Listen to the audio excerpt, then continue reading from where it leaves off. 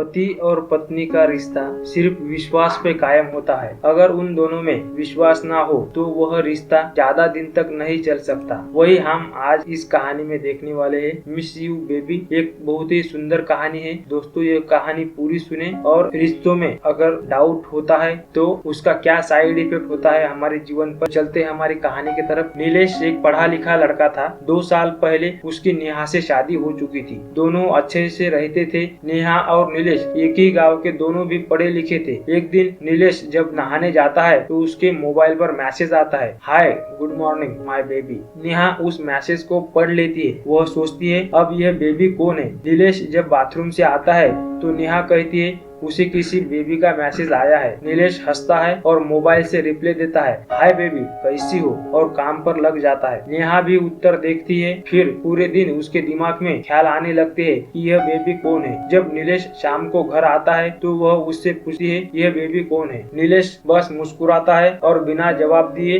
अपने काम में लग जाता है। 1-2 दिन ऐसे ही बीत जाते हैं। फिर एक सुबह संदेश आता है, हाय क्या आज तुम फ्री हो, आई मिस यू बेबी का मैसेज। लेकिन अब नेहा को पति पर संशय होने लगता है। बहुत दिनों तक समय समय पर इसी तरह के मैसेज आते। नीलेश भी जवाब देता और यह सब देखकर नेहा का शक और बढ़ जाता है। और एक दिन नेहा को नीलेश के जेब में 2 मूवी टिकट मिलते हैं और अंततः नेहा का शक गुस्से में बदल जाता है। दोनों के बीच जमकर झगड़ा होता है। नेहा के मन में संशय और द्वेष एक साथ रहते हैं। उसी दिन जब नीलेश ऑफिस जाता है तो उसे नेहा का एक पत्र मिलता है कि मैं घर छोड़कर जा रही हूँ हमेशा के लिए।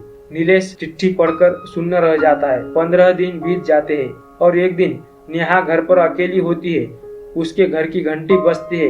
नेहा ने दरवाजा खोला। दरवाजे पर एक बहुत प्यारी 5 साल की बच्ची खड़ी थी। वह पूछती है, क्या आप श्रीमती नेहा वर्मा है? जब नेहा हाँ कहती है तो छोटी लड़की नेहा के हाथ में एक चिट्ठी थमा देती है।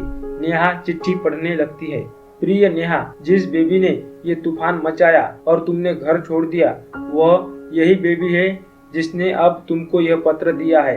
अनाथालय की यह प्यारी लड़की वह वही है जिससे मैं बात करता था। सिनेमा भी इसी के साथ जाता था। जब तुमने पहली बार पूछा यह बेबी कौन है, मैंने जानबूझकर नहीं बताया।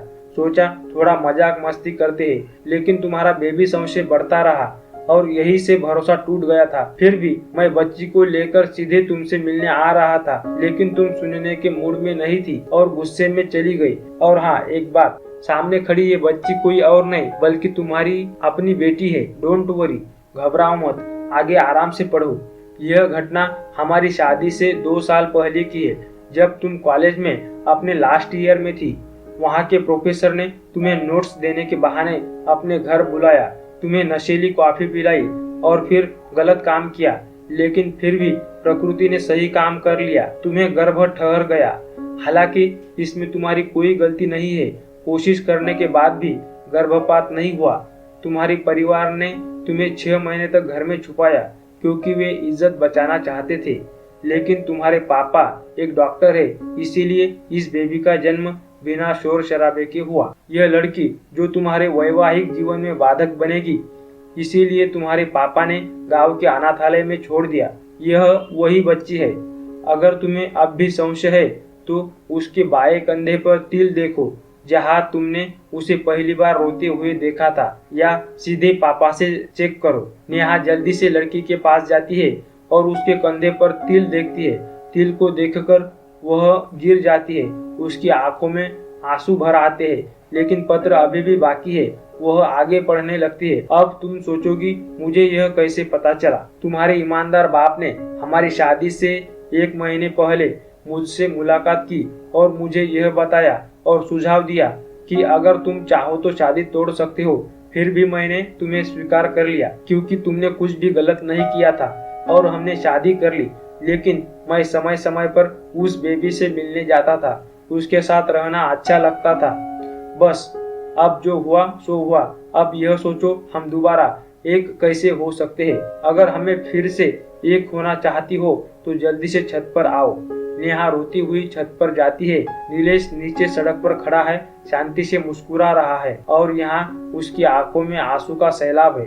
वजह चाहे जो भी हो, दोनों के बीच कभी भी शक ना पैदा करे। शांति से आमने सामने बैठकर खुले दिमाग से बात करके जो भी गुस्सा या संशय है खत्म करे, क्योंकि दुनिया में संशय ही एक ऐसी बीमारी है जिसकी अभी तक कोई दवा नहीं है। एक ही दवा है, रिश्तों में विवाद नहीं, संवाद की जरूरत है। अगर दोस्तों आपको यह सुंदर प्यारी सी कहानी अगर पसंद आती है तो इस वीडियो को लाइक करें और इस चैनल को सब्सक्राइब जरूर करें। पूरी कहानी धैर्य के साथ सुनने के लिए दिल की गहराइयों से मैं आपका बहुत आभारी हूँ। धन्यवाद।